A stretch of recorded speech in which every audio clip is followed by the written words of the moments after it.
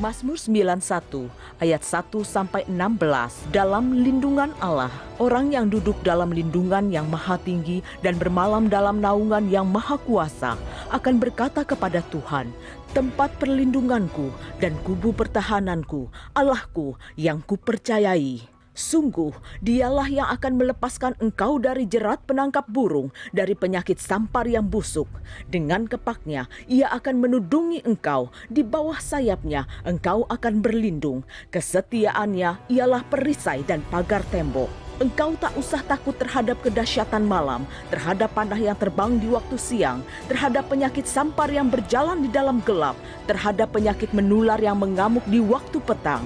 Walau 1.000 orang rebah di sisimu dan 10.000 di sebelah kananmu, tetapi itu tidak akan menimpamu. Engkau hanya menontonnya dengan matamu sendiri dan melihat pembalasan terhadap orang-orang fasik.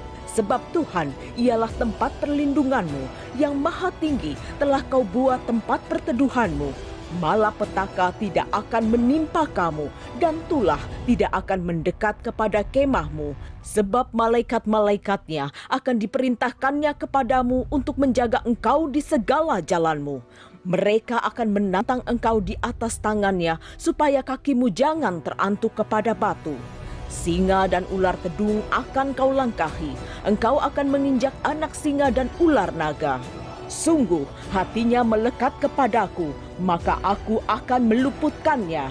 Aku akan membentenginya, sebab ia mengenal namaku. Bila ia berseru kepadaku, aku akan menjawab. Aku akan menyertai dia dalam kesesakan. Aku akan meluputkannya dan memuliakannya. Dengan panjang umur akan kukenyangkan dia, dan akan kuperlihatkan kepadanya keselamatan daripadaku. Pentakosta ketiga adalah pencurahan Roh Kudus yang dahsyat di zaman ini, melebihi yang terjadi di Azusa Street. Pentakosta ketiga akan mengakibatkan penuaian jiwa yang terbesar dan yang terakhir sebelum Tuhan Yesus datang kembali.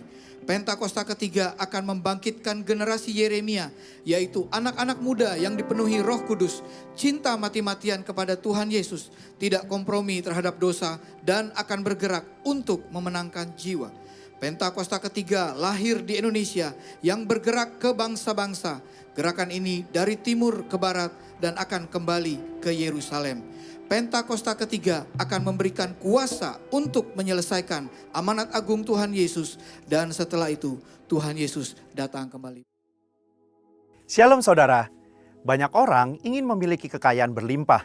Namun pertanyaannya, setelah mendapatkan kekayaan, bagaimana menggunakan kekayaan tersebut? Nah, dalam VOP kali ini kita akan membahas tentang penyalahgunaan kekayaan. Mungkin kita pernah mendengar pertanyaan ini. Salah atau dosa nggak sih mengumpulkan uang ataupun harta lalu menjadi kaya? Pertanyaan ini seringkali muncul dalam benak kita sebagai orang percaya karena kita merasa uang dan harta kekayaan erat kaitannya dengan kehidupan dunia dan bukan bagian dari kehidupan saleh orang Kristen. Tentu saja, pemikiran ini tidak benar sepenuhnya, karena Tuhan juga ingin agar setiap anaknya menikmati kehidupan yang baik, layak, dan diberkati selama di dunia ini. Namun, Dia ingin agar hati kita tidak melekat pada kekayaan itu, dan kita memperoleh serta mempergunakan kekayaan tersebut dengan cara yang benar. Sebagai contoh, setelah kita mendapatkan uang, maka uang tersebut dapat digunakan sebagai alat transaksi untuk memenuhi kebutuhan hidup kita sehari-hari, seperti makan, tempat tinggal, transportasi, dan juga membiayai uang sekolah atau kuliah. Bahkan kita juga bisa memakai uang dan harta kekayaan kita untuk menolong orang lain yang membutuhkan tentunya dan memuliakan Tuhan. Di mana hari-hari ini pun kita diingatkan untuk memberi dalam kemurahan. Oleh karena itu, mengumpulkan harta tidaklah salah dan bukanlah dosa, selama hati kita tidak melekat pada kekayaan itu. Dan kekayaan itu diperoleh serta digunakan dengan tujuan yang benar, berguna, dan bertanggung jawab. Kita dapat melihat tokoh-tokoh Alkitab seperti Abraham, Ishak, Yakub, Yusuf dari Arimatea, dan Lydia pedagang kain ungu dari Tiatira juga adalah orang-orang yang diberkati dengan kekayaan. Artinya, Tuhan tidak melarang kita menjadi kaya. Namun Alkitab melarang orang percaya memperoleh kekayaan dengan cara yang tidak halal dan menyalahgunakan kekayaan tersebut. Di dalam Yakobus 5 ayat 1-6, Yakobus mengecam orang-orang kaya pada saat itu karena mereka menyalahgunakan kekayaan. Mereka bertindak sewenang-wenang terhadap orang-orang yang bekerja pada mereka dan hanya memperkaya diri tanpa mempedulikan kepentingan orang lain. Kekayaan menjadi tujuan hidup mereka. Dan ini merupakan gambaran cinta akan uang, di mana karena seorang ingin kaya, ia menghalalkan segala cara demi memperoleh kekayaan itu dan menggunakannya untuk kepuasan diri. Menurut Yakobus 5 ayat 1-6, ada 3 dosa atau kesalahan yang dilakukan oleh orang-orang yang memiliki kekayaan. Yang pertama, menahan upah. Tindakan menahan upah merupakan tindakan yang tidak seharusnya dilakukan oleh orang yang diberkati Tuhan dengan kekayaan. Dalam Yakobus 5 ayat yang keempat, orang-orang yang kaya tidak membayar upah buruh sebagaimana yang telah disepakati menurut nilai dan waktunya. Orang-orang ini menahan upah dengan cara yang curang. Mereka terus memperkaya diri dengan cara menindas buruh mereka sendiri. Mereka tidak mempedulikan hukum Tuhan tentang orang upahan, dan ini adalah dosa. Yang kedua, menggunakan kekayaan untuk kepuasan daging. Yakobus 5 ayat 5 menggambarkan bagaimana orang-orang yang telah menerima kekayaan menggunakannya untuk hidup mewah, berfoya-foya, serta memuaskan keinginan hati dan daging mereka. Tentu saja, ini bukanlah tujuan yang dikehendaki oleh Tuhan dan merupakan suatu dosa. Sekalipun kekayaan itu diperoleh dengan cara halal, kita tidak boleh menggunakannya untuk kepuasan diri sendiri. Di sini, Yakobus tidak melarang orang percaya menjadi kaya karena berkat Tuhan. Tetapi kekayaan yang berlimpah itu harus digunakan untuk rencana dan kehendak Tuhan serta memuliakan Tuhan. 3. Menguasai pengadilan. Yakobus 5 ayat 6 memberikan gambaran bagaimana orang-orang yang dengan kekayaan mereka ikut mengadili, menghukum, dan bahkan membunuh orang benar yang tidak dapat melawan. Pengadilan pada masa Yakobus dikuasai oleh orang-orang yang dengan kekayaannya menyuap para hakim dalam memberi putusan. Para buruh yang benar tetapi miskin dikalahkan dengan putusan yang tidak adil dan mereka tidak dapat melawan kembali. Selanjutnya dalam Yakobus 5 ayat 1-3 terdapat konsekuensi bagi orang-orang yang mempergunakan kekayaan dengan cara yang tidak benar. Yang pertama, mereka mengalami kesengsaraan. Yang kedua, lenyapnya kekayaan mereka. Dan yang ketiga, rusaknya watak mereka sendiri. Sebagai kesimpulan, Tuhan tidak melarang kita menjadi kaya. Namun jangan sampai kita memperoleh kekayaan dengan cara yang salah dan bahkan menyalahgunakan kekayaan tersebut. Di sini kita diminta untuk memperoleh kekayaan dengan cara yang benar, tidak menindas dan merampas hak orang, serta tidak menghalalkan segala cara.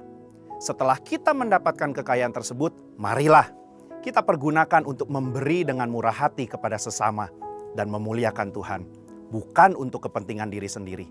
Biarlah kita menjadi orang-orang yang dipercayakan harta kekayaan dari Tuhan dengan tetap melakukan kehendak-Nya serta memuliakannya lewat kekayaan kita. Saudara, untuk penjelasan lengkapnya dari tim teologi kami, mari buka link yang ada di atas atau scan QR Code yang tersedia. Tuhan Yesus memberkati.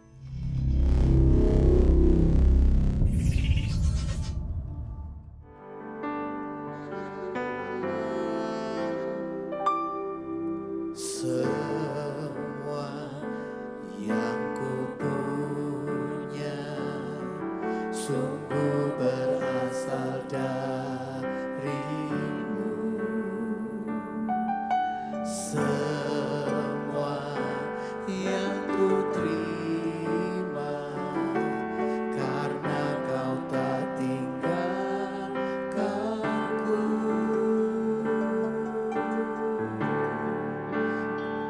Bersyukur selalu kepadamu, Allah yang tak pernah tinggalkanku. Kau pegang tanganku, takkan lepaskanku, selalu menjagaku. Ku mencoba untuk lari darimu, berjalan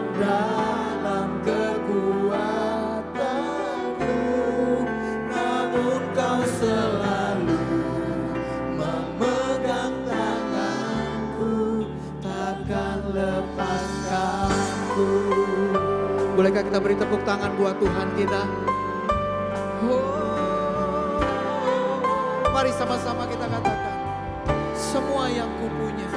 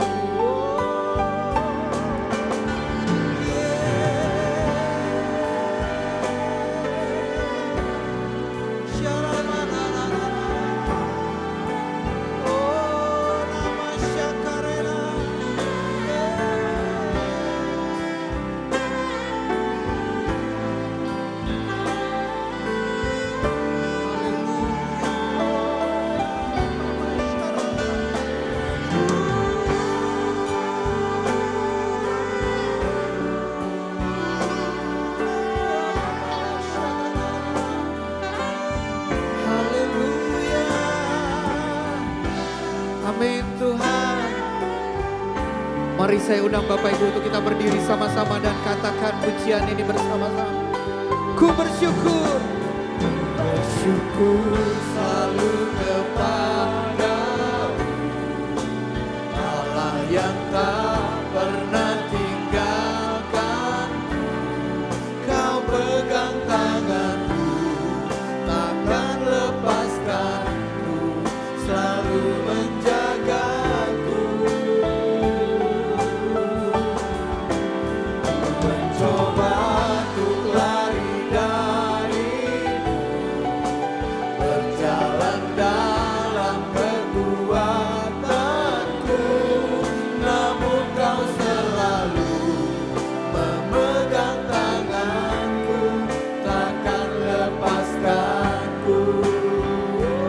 Sekali lagi, bersyukur selalu kepadamu, Allah yang tak pernah tinggalkanku. Kau pegang tanganku, takkan lepaskanku, selalu menjagaku. Mari angkat kedua tanganmu. Mencoba untuk lari darimu,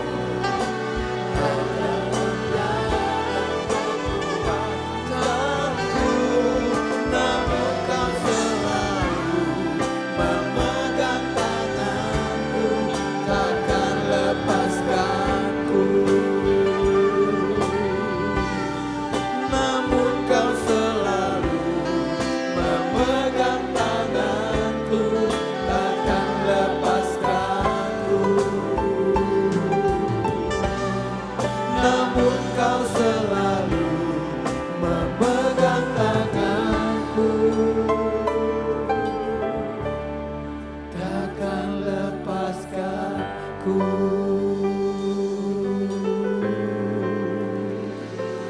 Amin Tuhan. Namun tanganmu selalu memegang, takkan lepaskan, selalu menuntun dan memimpin, sebab kau setia. Oh, oh, oh.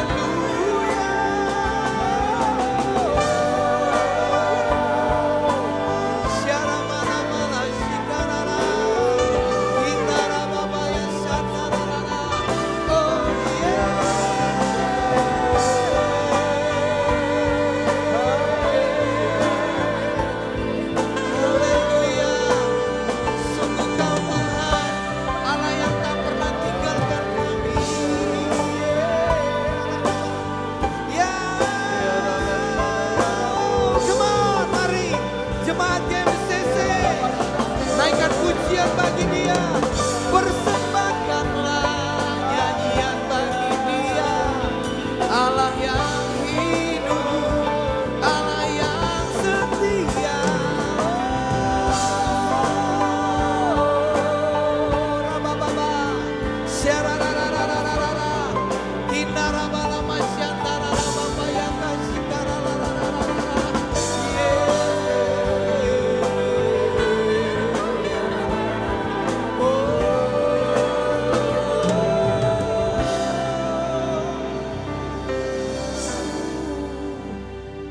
Hari ini Tuhan kami mau menyatakan bahwa Engkau adalah Tuhan atas setiap kami. Engkau Allah yang berdaulat Allah. Engkaulah pengharapan kami Tuhan. Kalau dunia mulai mengalami kekacauan, mengalami kegalauan Tuhan. Tapi kami di dalam Yesus, kami tetap teguh di dalam Engkau Tuhan. Karena ada Yesus yang menopang setiap kami. Sebab itu siang hari ini kami mau Tuhan, dengan segenap hati, dengan segenap jiwa, dengan segenap kekuatan dan akal budi kami mau tinggikan Engkau, kami mau memuja Engkau, kami mau menyembah Engkau, Allah yang hidup. Di dalam nama Yesus, semua kita yang mengasihi Tuhan, sama-sama kita katakan, amin. Haleluya. Ya, mari kita puji nama Tuhan.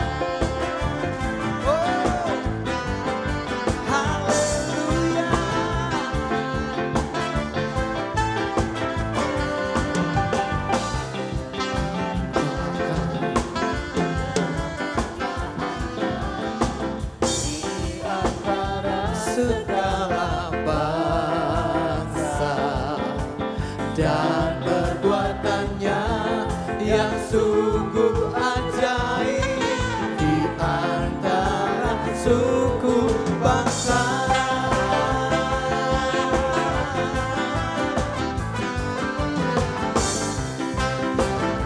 Haleluya.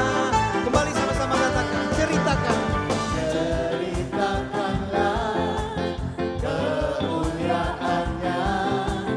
Di antara segala bangsa dan perbuatannya yang sungguh ajaib di antara suku bangsa. Sebab Tuhan Maha Besar dan sangat terpuji, Dia lebih dahsyat dari segala alam.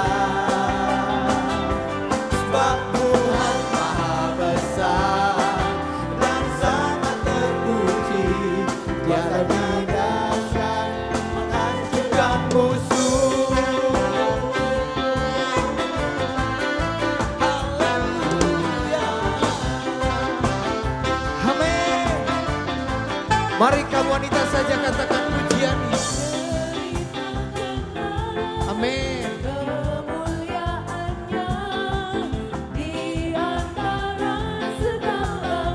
Mari gantian, yang pria-pria katakan.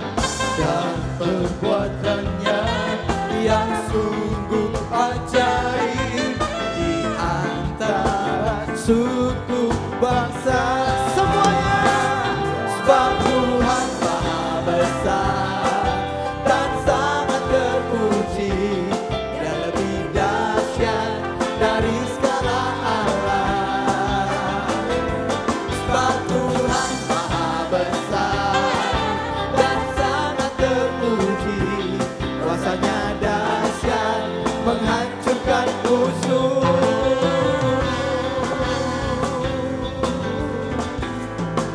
Kuasanya dahsyat, amin. Amin. Kuasanya dahsyat, amin. Melepaskan setiap kita, amin. Membangkitkan setiap kita, amin.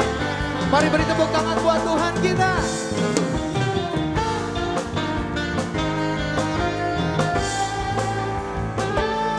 Sebab Tuhan Maha Besar dan sangat terpuji, Dia lebih dahsyat dari segala alam. Sebab Tuhan Maha Besar dan sangat terpuji, kuasanya dahsyat menghancurkan musuh.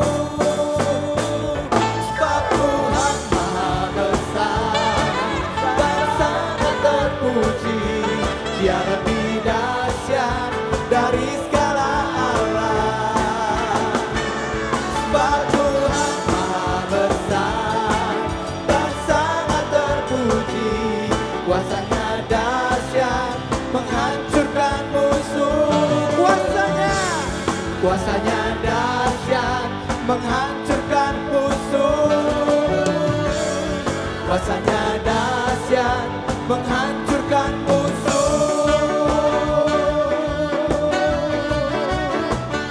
Oh, yeah. Haleluya.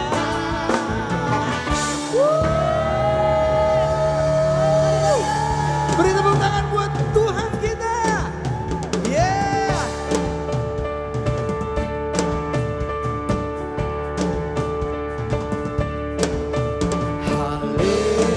Haleluya.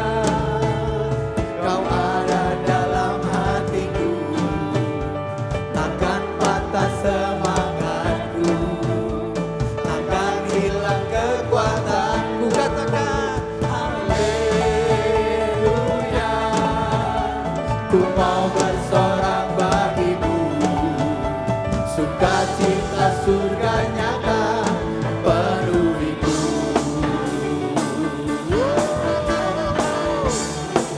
Amin. Terima sukacita surga, itulah kekuatan bagi jiwa. Ku dapat saksikan kasihnya di tengah badai yang bergelora. Terima sukacita surga, itulah kekuatan bagi jiwa. Ku dapat saksikan kuasanya, taklukkan badai yang bergelora. Haleluya. Amin. Kau ada dalam hatiku, takkan patah semangatku, takkan hilang kekuatanku. Haleluya. Ku mau bersorak bagimu, sukacita surga nyata penuhiku. Haleluya. Kau ada dalam hatiku, takkan patah semangatku, takkan hilang kekuatanku. Haleluya. Ku mau bersorak bagimu, sukacita surga nyata penuhiku. Sekali lagi. Haleluya. Kau ada dalam hatiku. Amin. Takkan patah semangatku, takkan hilang kekuatanku. Haleluya. Ku mau bersorak bagimu, sukacita surga nyata penuhiku. Sukacita surga nyata penuhiku. Yeah. Sukacita surga nyata penuhiku. Amin. Kami bersuka di dalam-Mu Tuhan. Oh, haleluya. Amin. Bapak, Ibu, dan Saudara silakan duduk.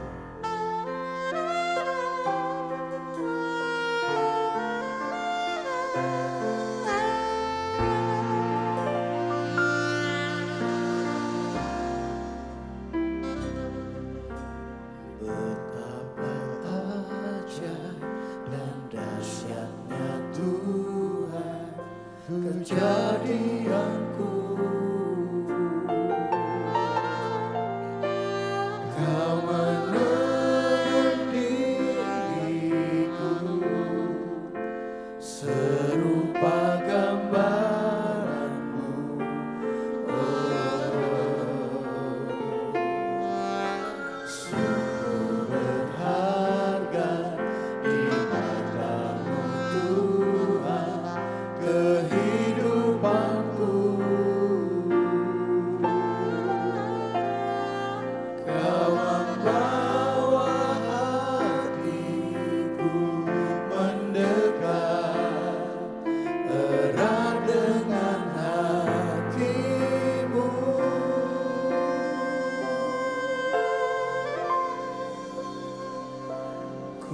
mengangkat wajahku, memandang keindahan-Mu, Yesus. Syukur bagi kesetiaan-Mu di sepanjang hidupku. Dan ku angkat tanganku ke taman kasih dan karunia-Mu. Tak sekalipun Kau tinggalkanku, Yesus sahabatku.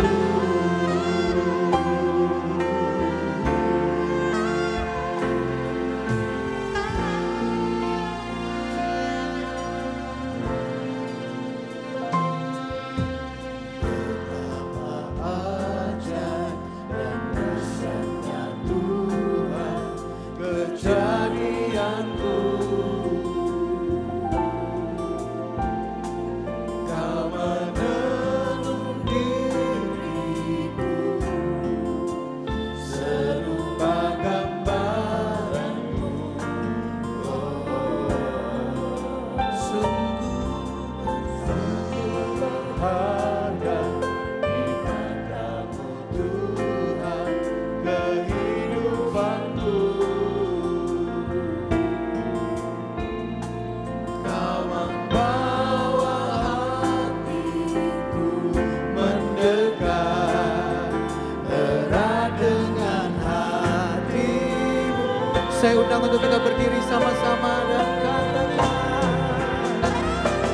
ku mengangkat wajahku, memandang keindahan-Mu, Yesus. Syukur bagi kesetiaan-Mu di sepanjang hidupku. Dan ku angkat tanganku ke tata kasih dan karunia-Mu. Tak sekalipun Kau tinggalkanku, Yesus sahabatku.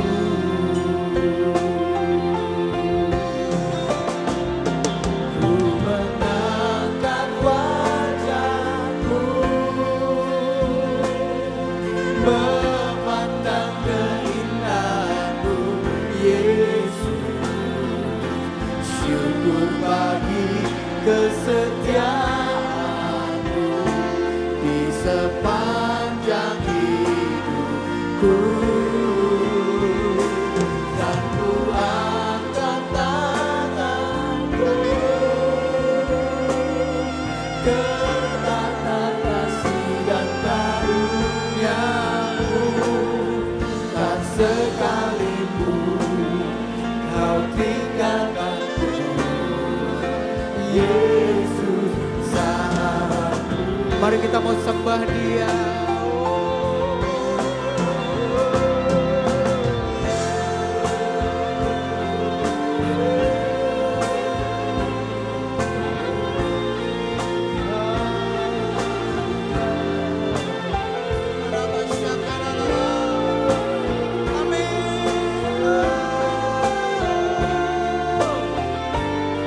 Kami memandang keindahan-Mu, Tuhan.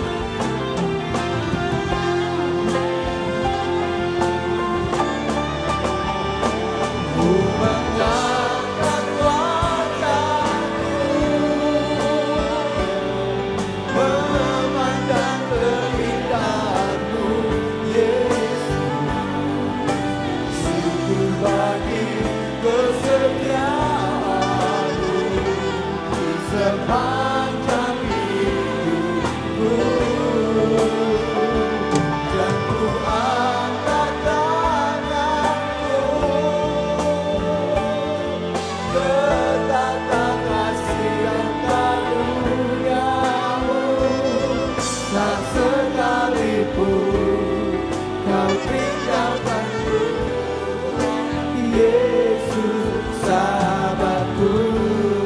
Tak sekali pun Kau tinggal, tak sekalipun Kau tinggalkan, tak sekalipun Kau tinggalkanku, Yesus sahabatku.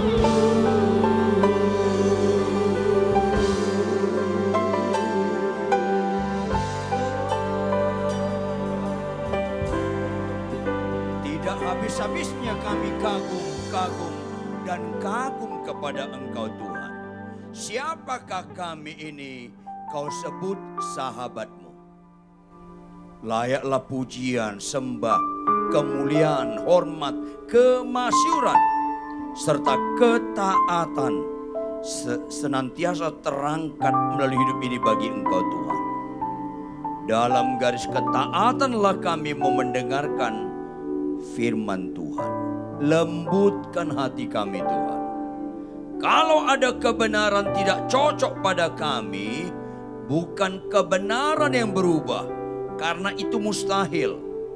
Tetapi kami yang berubah. Roh Kudus, karuniakan kami suka berubah. Sehingga ada proses, aku makin berkurang, Engkau makin bertambah dalam setiap kehidupan kami. Berbicaralah, sebab dalam nama Tuhan Yesus kami siap diubahkan. Yang percaya sama-sama katakan amin. Tepuk tangan yang keras. Amin, amin, amin. Silakan duduk. Shalom. Shalom. Jemaat yang dikasih oleh Tuhan, mari sama-sama kita baca Alkitab kita, Roma 12 ayat 2. Roma 12 ayat 2. Kalau sudah dapat, sama-sama baca dengan cermat. 1, 2, ya. Janganlah kamu menjadi serupa dengan dunia ini, tetapi berubahlah oleh pembaruan budimu, sehingga dimulai dengan apa? Apa yang baik, yang berkenan kepada Allah, dan puncaknya yang sempurna. Dengar baik-baik jemaat. Alkitab yang kita baca firman hari ini dimulai dengan kalimat apa? Janganlah kamu serupa dengan, dengar baik-baik, cerdas. Alkitab kurang kerjaan melarang yang gak serius. Berarti kalau Tuhan katakan janganlah serupa dengan dunia ini, berarti serius. Halo? Dengar baik-baik. Kalau masih serupa dengan dunia itu, maka itu bukan representatif kerohanian, malah kejahatan. Kebodohan. Dengar baik-baik, dengar baik-baik. Orang Kristen suka enggak kesembuhan? Jawab yang keras dong. Orang Kristen suka enggak kesembuhan? Agama lain suka enggak kesembuhan? Penjahat suka enggak kesembuhan? Berarti kesembuhan itu enggak ada istimewanya. Sampai penjahat pun suka. Saya bingung kalau gereja-gereja suka khotbah-khotbah kesembuhan-kesembuhan. Malah jadi teman sekerja siapa yang membuat jemaat jadi serupa dengan dunia ini? Mengerikan. Halo? Ada firman Tuhan berkata, kasihlah musuhmu. Ada firman Tuhan berkata, balaslah kejahatan dengan kebaikan. Ada firman Tuhan berkata, jika ditampar pipi kiri kasih pipi kanan. Jawab, penjahat suka enggak itu? Yang keras dong. Enggak. Agama lain suka enggak? Enggak. Orang Kristen suka enggak? Enggak juga tuh. Enggak juga tuh. Sesatlah kekristenan itu. Binasalah Kristen itu. Kalau enggak ngerti kebenaran. Sayang khotbah kayak gini kurang populer. Dan ada kemungkinan nggak diundang lagi. Halo, ini akhir zaman. Khotbahlah kebenaran walaupun nggak disukai. Ini penting sekali. Sakit sembuh. Jangan anti kesembuhan. Saya ulangi. Jangan anti kesembuhan. Karena Tuhan bisa menyembuhkan. Katakan amin. Tetapi sekaligus jangan fokus kesembuhan. Lama-lama Kristen itu bodoh. Jawab. Anda niat nggak hidup selama-lamanya di bumi? Yang keras dong. Niat masuk surga nggak? Ya niat matilah. Kalau sembuh melulu kapan matinya loh? Kristen lama-lama nggak cerdas. Jawab lagi, kalau kita naik pesawat ke Singapura, kemana? Lebih keras. Kita maunya pesawatnya on time atau delay? Kalau delay kesel nggak? Delay 2 kali.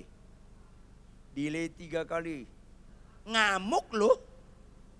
Jawab dong, mana lebih bagus? Surga atau Singapura? Bagusan surga, kalau nggak percaya lo matilah nanti malam. Bagus sekali surga itu. Kalau dipanggil ke surga, maunya on time atau delay? Gergetan Kristen ini. Lama-lama doa kesembuhan itu menyesatkan.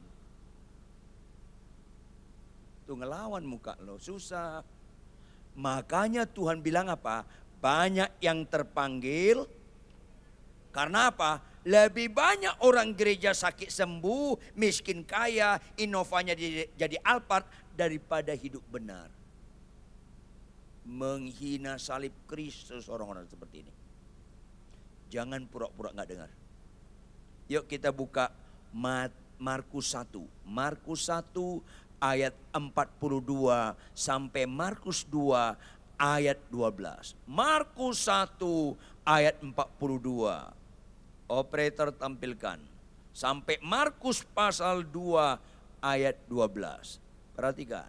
Seketika itu juga lenyaplah penyakit kusta orang itu dan ia menjadi tahir. Baca ayat 43.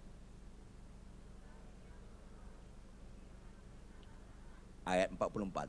Ingatlah, janganlah engkau memberitahukan apa-apa tentang hal ini kepada siapapun. Tetapi pergilah, perlihatkanlah dirimu kepada imam dan persembahkanlah untuk pentahiranmu persembahan yang diperintahkan oleh Musa sebagai bukti bagi mereka. Ayat 45.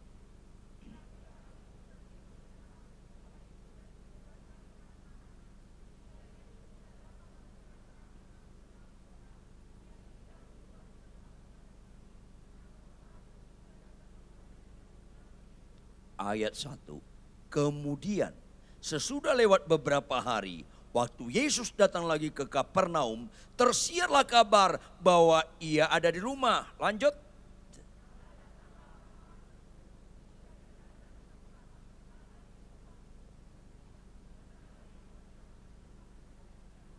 Ada orang-orang datang membawa kepadanya seorang lumpuh, digotong oleh 4 orang.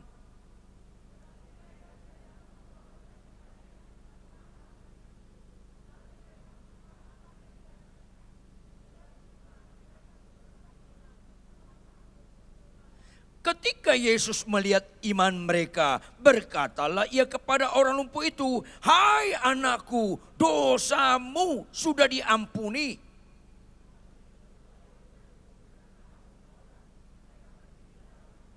Mengapa orang ini berkata begitu?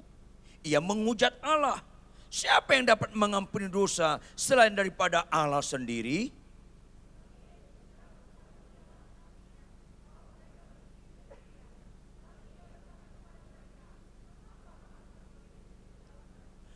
Manakah lebih mudah mengatakan kepada orang lumpuh ini, dosamu sudah diampuni, atau mengatakan, bangunlah, angkatlah tilammu dan berjalan?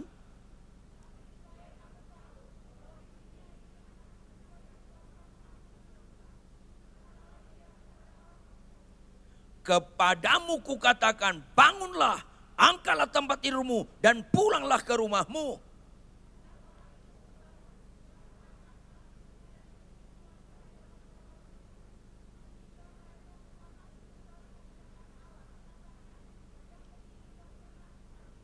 Katakan amin.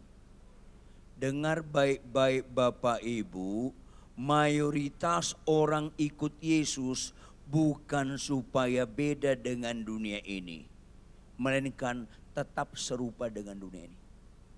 Ayat 12. Ayat 12 tampilkan operator.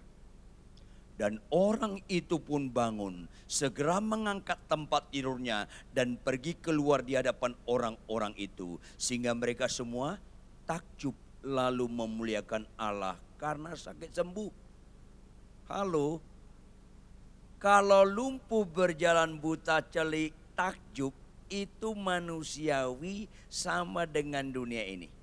Kalau kesukaan kita lumpuh berjalan, kesukaan kita buta, kita celik, kita memuliakan Allah, bagus, tapi belum berbobot.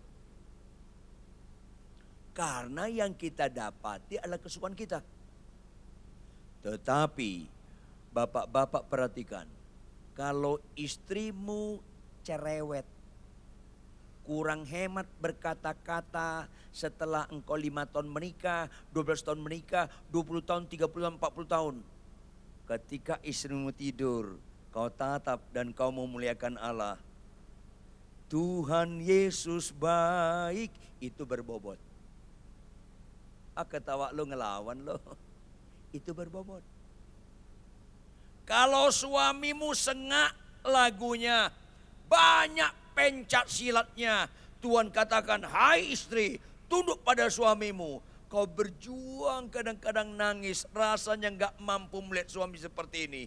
Tetapi tetap suamimu begini, tetap kau mengatakan, Tuhan kau gak berubah. Bagaimanapun kelakuan suamiku, kau tetap baik. Ketika suamimu tidur, kau menyembah. Aku memuji itu berbobot. Katakan amin. Tepuk tangan. Ayolah supaya waras Kristen kita ini. Jawab, kalau anak saya meninggal, Tuhan yang baik berubah nggak jadi jahat? Mana bisa kejadian kita nggak nyaman, Tuhan berubah? Enggak, Tuhan tetap baik apapun yang kita alami. Makanya Paulus dan Silas ditelanjangi, dicambuk, didera, dibuang ke penjara paling tengah. Penjara zaman dulu kayak spiral. Paling pinggir di atas permukaan tanah, makin ke tengah makin turun, makin ke tengah makin turun, paling tengah paling bawah. Akibatnya kotoran air seni dari sel-sel yang lain turun ke situ. Kotoran pup turun ke situ. Infeksi parah tubuh Paulus dan Silas. Tetapi mereka tetap memuji nama Tuhan dengan berbobot. Paulus ngomong sama Silas, las. Apa lus? Nyanyi nyok, nyanyi. Itu keren. Gak ada amin. Amin berikutnya itu gak spontan, latah. Gak dari hatimu yang paling dalam. Makanya catat baik-baik, orang Kristen gak mungkin cerai. Karena dia tetap melihat Tuhan baik dalam kelakuan pasangannya. Dia tetap gak mau mengorbankan ketaatannya. Tuhan katakan kasihlah istrimu. Walaupun istrimu bagaimanapun. Tunduklah pada suamimu. Lupa pendeta kalau suamiku kasar. Gak ada kaitannya. Tunduklah pada suamimu. Lu kasar. Gak ada Alkitab memfasilitasinya. Hai istri, tunduklah pada suamimu yang baik. Yang kasar lawan aja bleh. Gak ada. Sesat gak ada. Aduh ketawanya. Demen. Langka itu ketawa. Ayolah. Sekarang ini gereja-gereja makin jauh dari kebenaran. Karena suka kesembuhan. Gak suka pelaku firman. Sehingga ada di gereja mimpin pujian gemetar-gemetar. Tapi pulang naik motor lawan arah, orang lain gemetar sama dia. Lu ketawa nyambung gak sih? Ya nyambung lah, orang lu yang kumaksud. Ada orang gereja menyembah terharu-terharu. Tapi perkawinannya mengharukan. Iya. Istrinya ngomong, aku nyesel karena malu. Suaminya balas dengan lemah lembut, tapi tajam. Kunyuk, gua lebih nyesal karena malu. Lembut kelihatannya, tapi tajam. Bukankah lebih ngeri orang membunuh? Kalau orang membunuh dengan kampak itu nggak ngeri, langsung ketahuan kita bisa lari. Tapi kalau lu membunuh saya ngajak ngopi, tapi di kopinya ada sianida, kan lebih tajam. Jangan pura-pura nggak nyambung. Kristen seringkali kemasannya bagus, dalamnya buruk. Sehingga ada orang Kristen khotbah tapi berzina. Ada orang Kristen melayani tetapi tetap penipu. Ada pendeta khotbah bagus-bagus, ayo memberikan perpuluhan. Ketika saya tanya, lu bayar iuran gak di RT lu? Gak bayar? Halo, maafkan saya. Orang bisa kita bohongi, Tuhan gak bisa kita bohongi. Yang jadi hakim nanti bukan orang, Tuhan. Jangan ada kemunafikan di antara kita. Maka Bapak Ibu jemaat sekalian, dalam kebenaran ini saya berani berkata, bersyukurlah Anda sebelum meninggal dengar firman seperti ini. Supaya kalau tahun depan meninggal agak beres hidup kita. Ketawa Anda mengandung kepedihan. Kagum dengan kesembuhan itu serupa dengan dunia ini. Lihat Markus 1 ayat 42. Sama-sama kita baca. Markus 1 ayat 42. 1, 2, ya.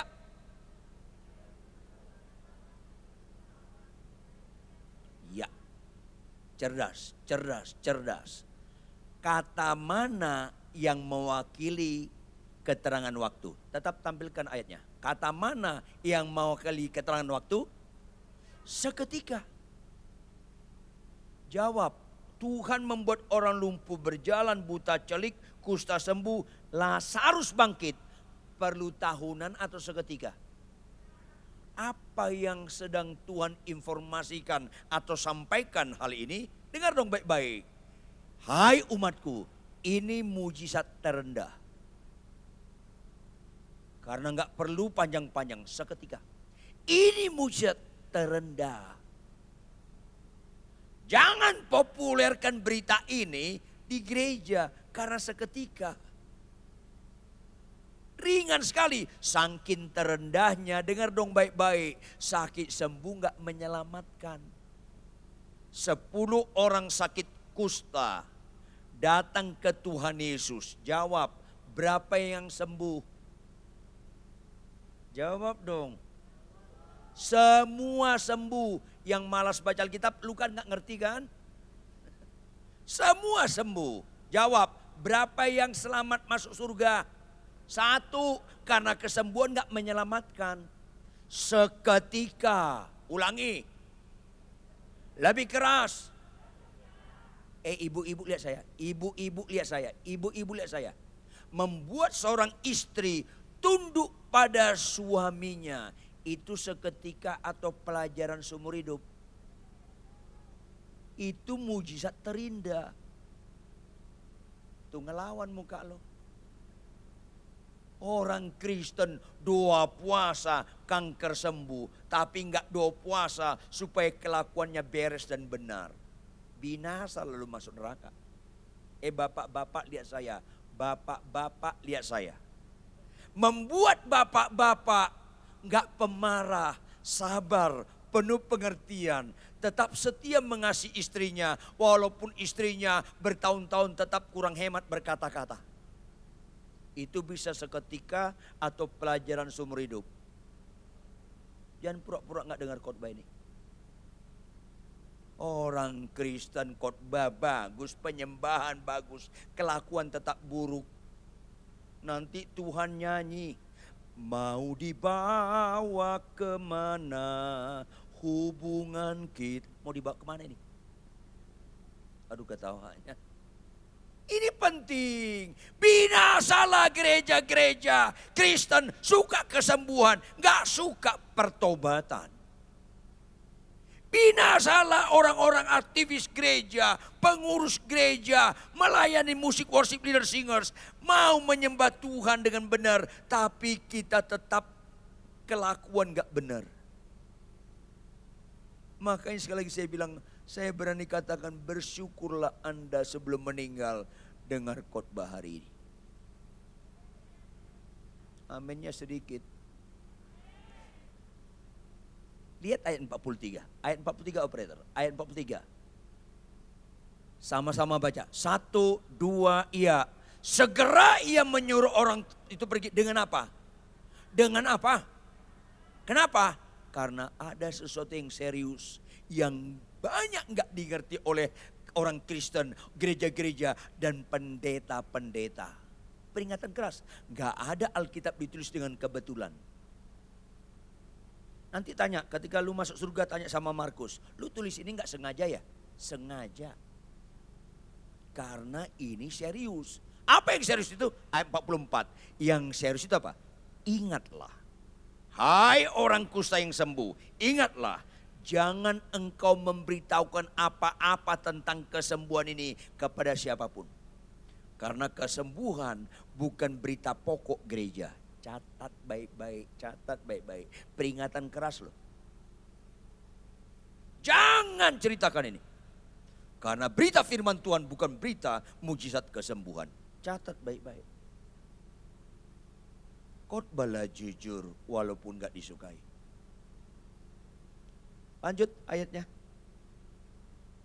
Tetapi pergilah, perlihatkanlah dirimu kepada imam dan persembahkanlah untuk pentairanmu persembahan yang diperintahkan oleh Musa sebagai bukti bagi mereka. Artinya apa? Beribadahlah. 10 orang sakit kusta disembuhkan Tuhan Yesus. 1 yang balik beribadah. Yang 9 sorak-sorai sembuh. Aku sembuh, aku sembuh. Ada orang menyembuhkan, aku sembuh. Orang itu memberikan kesembuhan. Orang itu, halo, Tuhan sedih kalau berita kesembuhan yang kau utamakan dibalik pengorbanannya di kayu salib dan kuasa kebangkitannya dalam Paskah. Tampilkan operator 1 Korintus 15 ayat 3. 1 Korintus 15 ayat 3. Sama-sama kita baca Bapak Ibu. 1 Korintus 15 ayat 3. Sebab yang sangat penting telah kusampaikan kepadamu, yaitu ialah yang sesuai dengan kitab suci, bukan Kristus mati karena penyakit kita. Bukan. Yang sesuai dengan kitab suci, bukan Kristus mati karena pemulihan ekonomi kita. Bukan. Kristus mati karena dosa-dosa kita. Maka pokok berita Alkitab ada 2. Sadar dan bertobat. Kedua, jadilah pelaku firman. Ini 2. Tepuk tangan yang keras. Ini berita firman Tuhan yang pokok. Sakit sembuh itu hanya bonus sampingan. Jangan anti kesembuhan. Tapi sekaligus jangan utamakan kesembuhan. Kecuali Anda niat hidup selama-lamanya di bumi. Capek deh. Ini penting. Makanya pergilah beritakanlah Injil. Injil itu kabar baik. Yesus telah mati karena dosa-dosa kita. Itu sesuai dengan kitab suci. Supaya kita jangan lagi mempertahankan dosa. Yang berzina jangan lagi berzina, yang lesbian jangan lagi lesbian, yang homoseks jangan lagi homoseks, yang suka buka situs porno stop, yang main judi jangan lagi main judi, yang merokok jangan lagi merokok, yang ngelawan orang tua jangan lagi ngelawan orang tua, yang penipu, yang berbohong stop, jangan ulangi.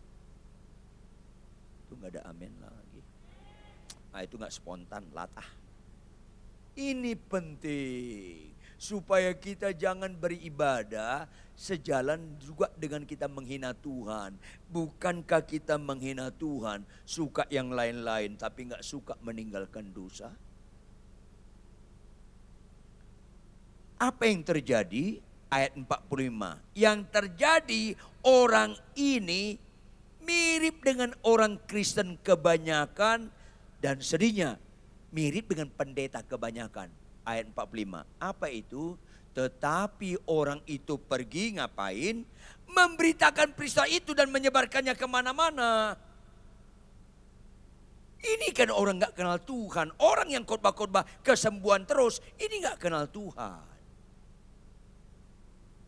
Apa akibatnya? Tetapi orang itu pergi memberitakan peristiwa itu dan menyebarkan kemana-mana. Sehingga apa? Yesus gak dapat lagi terang-terangan masuk dalam kota. Tahun ini saya 43 tahun jadi hamba Tuhan. Yang paling sulit khotbah pertobatan adalah gereja-gereja yang suka mujizat, suka berkat-berkat. Sulit sekali khotbah perubahan kelakuan. Gara-gara khotbah-khotbah yang mengenakkan telinga, kebenaran sulit mendarat. Terjadi degradasi moral di kalangan gereja yang gak mau hidup dalam kekudusan, tapi suka mujizat-mujizat. Ini kenyataan. Tuh wajah Anda kayaknya masih ngelawan nih. Ayo dong Bapak Ibu. Kenapa firman ini diberitakan? Karena Tuhan sayang sama Anda. Anda bukan anak murahan. Anda bukan anak gampangan. Tetapi sebagai anak-anak pilihan yang disayangi. Katakan amin. Kan Anda tahu apa konsekuensi orang-orang pilihan yang disayanginya? Ditegur. Dibongkar kemunafikan kita. Supaya kita jangan lestari dengan dosa-dosa kita. Katakan amin. Yalah. Ayat 1. Lihat ayat 1.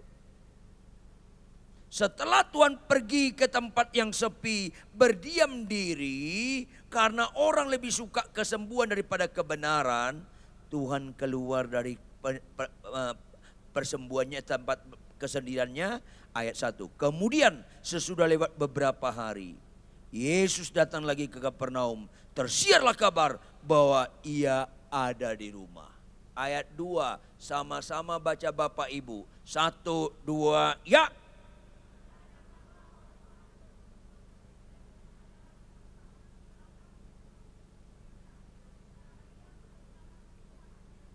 Karena Yesus kembali ke Kapernaum, ada tinggal satu rumah. Berbondong-bondong orang datang. Jawab, mereka datang untuk hidup benar atau untuk kesembuhan? Mereka datang supaya dibongkar dosa mereka dan bertobat, atau supaya menerima berkat-berkat? Iya. Enggak heran, saya ulangi. Enggak heran Tuhan berkata, banyak yang terpanggil, sedikit yang terpilih. Itu bukan gertakan Bapak Ibu jemaat. Itu pasti digenapi. Gemetarlah itu. Dan saya sangat sedih kalau ada di antara kita yang menggenapi yang banyak, bukan yang sedikit. Sangat sedih. Makanya Tuhan tetap konsisten. Apa? Mereka datang berkerumun untuk mencari mujizat. Kalimat terakhir. Sementara Yesus konsisten memberitakan apa? Firman yang bagaimana? Tampilkan 2 Timotius 3 ayat 16 operator. Anda jangan keliru. Firman itu bukan fokusnya kesembuhan. Firman itu fokusnya ini. 2 Timotius 3 ayat 16. Sama-sama baca. 1, 2, ya. Segala tulisan dibilangkan Allah memang bermanfaat. Pertama, untuk mengajar. Kedua, untuk menyatakan kesalahan. Ketiga, untuk memperbaiki. Keempat, mendidik orang dalam kebenaran. Mujizat yang tertinggi dalam kehidupan orang percaya. Kita dididik dalam hidup dalam kebenaran. Tepuk tangan yang keras. Makanya Tuhan tekankan, cari dahulu kerajaan Allah dan kebenarannya. Saya lebih suka disebut suami yang benar daripada sekedar pengkhotbah yang benar. Why? Pengkhotbah yang benar bisa dipelajari. Pengkhotbah yang benar bisa hanya bobotnya keterampilan. Kalau suami yang benar itu berkenan dengan kelakuan. Ini penting. Ini penting. Malanglah nasibmu, khotbahmu benar, penyembahanmu benar, kau pasangan yang gak benar. Ini penting. Oleh karena itu Tuhan konsisten. Apa yang terjadi di tengah-tengah itu? ayat 3. Ada orang-orang datang membawa kepadanya seorang lumpuh, digotong oleh 4 orang. Ayat 4. Tetapi mereka nggak dapat membawanya kepadanya. Apa makna kalimat ini? Ekspektasi mereka dapat membawa dia ke depan Yesus. Tetapi mereka nggak nyangka banyak sekali orang hadir, penuh rumah itu, bahkan halaman depan pun penuh sampai mereka di pinggir jalan. Apa yang terjadi pada umumnya manusia? Pasti berpikir, waduh nggak mungkin kita ketemu Tuhan Yesus. Banyak banget mendoakan dalam aja tuh keburu maghrib ini. Yang luar belum, waduh lebih baik kita pulang. Besok saja kita balik. Tapi yang terjadi, mereka menghayati apa? Ku tak akan menyerah. Lanjut. Yes. Salah satu ciri utama Kristen, gak pernah menyerah pada apapun juga. Makin menjengkelkan istrinya, tetap dia tidak pernah menyerah mengasihi istrinya. Orangnya ada di depan Anda. Biar pendek bisa narsis loh. Halo, kemungkinan, dengar baik-baik. Kemungkinan istri saya lebih cerewet dari perempuan di sini. Jangan GR dulu, kemungkinan. Karena istri saya punya peraturan di rumah lebih ketat dari hukum Taurat. Jangan ketawa, ini penderitaan. Kemungkinan istri saya lebih cerewet daripada istri bapak-bapak. Tapi catat baik-baik. Tidak ada kemungkinan cerewet istri saya bisa membatalkan perintah Tuhan. Hai suami, kasihlah istrimu. Cerewet istri saya enggak berbobot membatalkan saya sayang sama dia. Cius.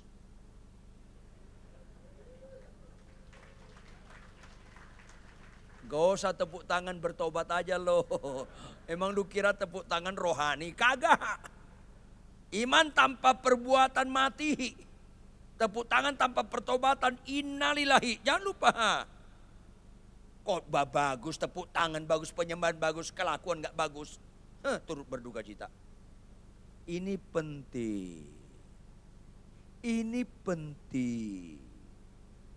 Orang yang berbahagia bukan sakit sembuh. Orang yang berbahagia bukan jadi pengkhotbah terkenal. Orang yang berbahagia bukan banyak mujizat-mujizat. Orang yang berbahagia adalah orang yang mendengarkan firman Tuhan serta itu yang benar. Pelaku firman. Ulangi. Pelaku firman. Ulangi. Yes. Yang setuju angkat tangan. Yang setuju aja, jangan ikut-ikutan. Yang setuju aja angkat tangan. Jangan setengah tiang, tinggi-tinggi. Yang setuju aja. Taruh telunjuk ke atas. Ikuti saya, belokkan ke diri sendiri. Ikuti saya, yang setuju aja. Hai jiwaku, yang berbahagia bukan sakit sembuh, bukan miskin kaya, tapi pelaku firman Tuhan. Jangan pura-pura gak nyambung loh. Bertobat loh. Maka mereka gak pernah menyerah. Mereka angkat dengan resiko tinggi. Buka atap, bawa turun ke bawah. Itu pekerjaan yang gak seketika. Resiko tinggi. Dan Tuhan lihat sikap mereka. Sama-sama baca ayat 5. Sama-sama baca ayat 5. 1, 2, ya. Ketika Yesus melihat iman mereka, berkatalah ia kepada orang lumpuh itu apa? Pakai tanda baca apa? Seru. Hanya sedikit yang baca itu. Hai anakku, dosamu diampuni. Artinya apa? Ada kegembiraan Tuhan, antusias Tuhan, memberikan yang terbaik. Tapi Anda bacanya nggak lulus audisi, kayaknya nggak tanda seru, tanda tanya. Hai anakku, dosamu diampuni. Masa? Susah. Lu puasa ya? Semangat. Hai anakku, itu semangat sekali. Dia berikan yang terbaik. Dosamu diampuni. Kalimat apa yang menilai sini? Catat baik-baik. Hanya dosa diampuni, status kita berubah menjadi anak Allah. Kalau sakitmu disembuhkan, nggak otomatis kau anak Allah. Dengar dong baik-baik. Mujizat yang terindah pertama, dosamu diampuni. Jika kita mengaku dosa kita, maka Dia adalah setia dan adil sehingga Dia mengampuni semua dosa kita dan menyucikan kita dari segala kejahatan. Jangan keraskan hatimu Bapak Ibu anak muda. Bertobatlah supaya dosamu diampuni. Katakan amin. Tepuk tangan yang keras. Yes. Tetapi apa yang terjadi? Kalau saya buat film yang lumpuh ini enggak haleluya, enggak, lemes dia. Ya ngapain lu, gue mau berjalan. Apalagi yang di atas yang menurunkan dia, ya gitu doang. Gue mau keluarga gue berjalan. Banyak orang lebih suka sakitnya sembuh daripada dosanya diampuni. Enggak nyambung dengan Tuhan. Padahal sukacita Tuhan bukan sakitmu sembuh. Kalau dosamu diampuni dengan istilah, jika satu orang saja bertobat, maka seisi surga bersorak-sorai. Dosamu diampuni, itu mujizat indah. Saya bingung, suka kesembuhan, tetap main-main dalam dosa. Ada apa Kristen ini? Maka lihat ayat 7, langsung ayat 7. Mengapa orang ini berkata begitu? Ia menghujat Allah. Siapa yang dapat mengampuni dosa selain daripada Allah sendiri? Artinya apa? Sakit sembuh, iblis pun bisa lakukan. Dosa diampuni, hanya Allah. Makanya Bapak Ibu, pulanglah dari tempat ini. Hayati Jumat Agung yang sudah kita peringati. Hayati Paskah yang sudah kita rayakan. Dengan jangan berbuat dosa lagi. Supaya jangan terjadi yang lebih buruk kepada engkau. Kalaupun Tuhan sembuhkan, untuk supaya kita menerima Dia sebagai Tuhan dan Juru Selamat. Bagian terakhir, lihat ayat 9 sampai ayat 11. Manakah lebih mudah mengatakan kepada orang lumpuh ini, dosamu sudah diampuni, atau mengatakan bangunlah, angkatlah tilammu dan berjalan? Ya lebih mudah bangunlah, angkatlah tilammu dan berjalan. Kenapa? Enggak perlu Yesus mati di kayu salib untuk membuat engkau sembuh. Tetapi supaya dosa kita diampuni, Yesus harus menderita. Dia harus dihina, dia harus disalibkan, dia harus mati, dikuburkan, turun dalam kerajaan maut. Mana ada penghormatan dari orang Kristen kalau tidak mau bertobat, meninggalkan dosa dan kejahatan dan menjadi pelaku-pelaku firman. Makanya, tetapi supaya kamu tahu tahu tentang apa? Bahwa di dunia ini anak manusia berkuasa mengampuni dosa, maka Dia menyembuhkan. Kepadamu kukatakan, bangunlah, angkat tempat tidurmu dan pulanglah ke rumahmu. Tujuannya supaya kau tahu Yesus Juru Selamat, bukan Yesus penyembuhku, bukan Yehova Jireh, bukan Yehova Rafa, tapi Yehova Elohim. Ini penting. Maka pulanglah dari tempat ini Bapak Ibu anak muda. Jika ada dosa dan kejahatanmu, ditegur secara langsung atau tidak langsung, bersyukurlah dan minta ampunlah. Yang setuju katakan amin. Dan pulanglah di tempat ini Bapak Ibu saudara sekalian. Engkau pulang bukan hanya dosamu diampuni, kau mau melakukan apa yang diinginkan Tuhan, yaitu menjadi pelaku firman Tuhan.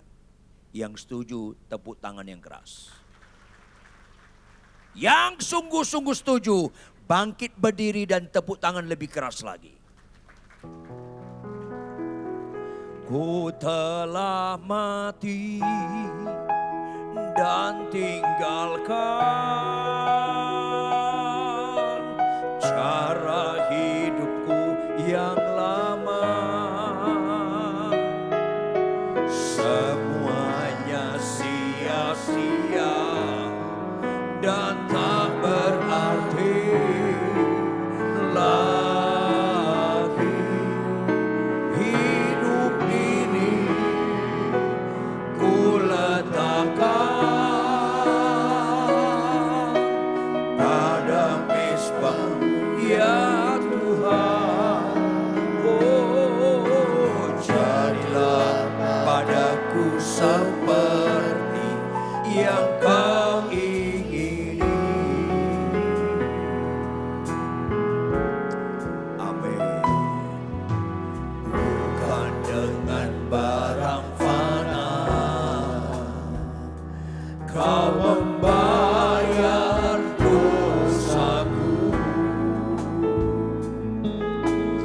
dengan cara yang mahal, tiada noda dan celah. Bukan dengan emas perak kau menebus diriku, oleh segenap kasih dan pengorbananmu. Dalam hati dan tinggalkan cara hidupku yang lama.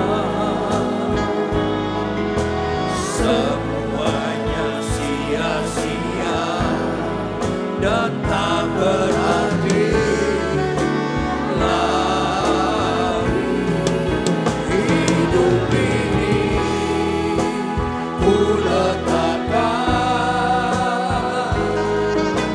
pada mesbah-Mu ya Tuhan. Oh, jadilah padaku seperti yang Kau, jadilah Tuhan.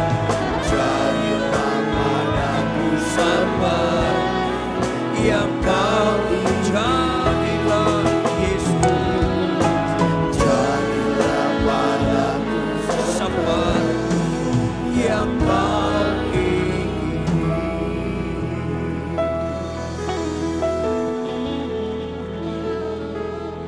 Kekasih-kekasih Kristus, di mana 2-3 orang sepakat dalam nama Tuhan Yesus, di situ Dia ada. Ada Tuhan di tengah-tengah kita. Kalau kita menaikkan pujian, jadilah kepadaku seperti yang Kau ingini Tuhan, kita sedang mengatakan itu kepada Tuhan Yesus. Yang diinginkan Tuhan, kita bertobat meninggalkan dosa kita. Yang diinginkan Tuhan, kita taat dan setia menjadi pelaku firman Tuhan. Yang setuju katakan amin. Yang sungguh-sungguh setuju, angkat tangan kananmu tinggi-tinggi. Jangan ikut-ikutan. Satu orang, dua orang, tiga, terserah. Pokoknya yang sungguh-sungguh, angkat tangan kananmu tinggi-tinggi. Bapa di surga, Kau lihat tangan-tangan yang terangkat. Melalui kebenaran firman-Mu, Kau insafkan kami Tuhan. Yang paling mulia dalam hidup ini adalah dosa kami diampuni Tuhan. Oleh karena itu Tuhan, jika ada dosa dan kejahatan kami, Kau tegur secara langsung atau tidak langsung. Dan diresponi oleh mereka yang sungguh-sungguh minta ampun. Ampuni, ampuni, ampunilah kami Tuhan. Karena dengan pengampunan dosa, status kami bisa menjadi anak Allah. Mari Roh Kudus, materaikan kebenaran firman ini dengan segala kekayaan maknanya. Lebih daripada hamba-Mu yang sangat terbatas ini menguraikannya. Follow up Roh Kudus, supaya setiap mereka yang angkat tangan atau siapapun mereka memiliki sikap hati yang benar, pulang taat dan setia melakukan yang Tuhan kehendaki, yaitu pelaku-pelaku firman Tuhan. Ingatkan mereka, orang taat tidak mengejar berkat, melainkan dikejar berkat. Materaikan firman ini dalam loh hati mereka paling dalam, dan jadikan mereka pelaku-pelaku firman sampai garis akhir. Berkati rumah tangga mereka, usaha pekerjaan mereka. Berkati gembala kami setempat, hamba-Mu Pastor Paulus, worship leader, singers, pemain musik, penanggung jawab multimedia, semua yang ambil bagian di dalam kasih anugerah Tuhan yang ajaib. Dalam nama Yesus Kristus. Haleluya. Semua yang percaya sama-sama katakan. Angkat kedua tanganmu, biar berkat kasih karunia dari Allah Bapa, penyertaan anak yang tunggal Yesus Kristus dan Roh Kudus menyertai kami. buat kami tetap setia, taat di hadapan-Mu. Kami membayar harga untuk kami tetap kudus sampai Tuhan Yesus datang menjemput kami. Kami dibenarkan karena kasih karunia, dilayakkan karena kemurahan hati dan anugerah yang begitu luar biasa. Di dalam nama Yesus, semua yang percaya berkata amin. Tuhan Yesus memberkati Bapak Ibu semua.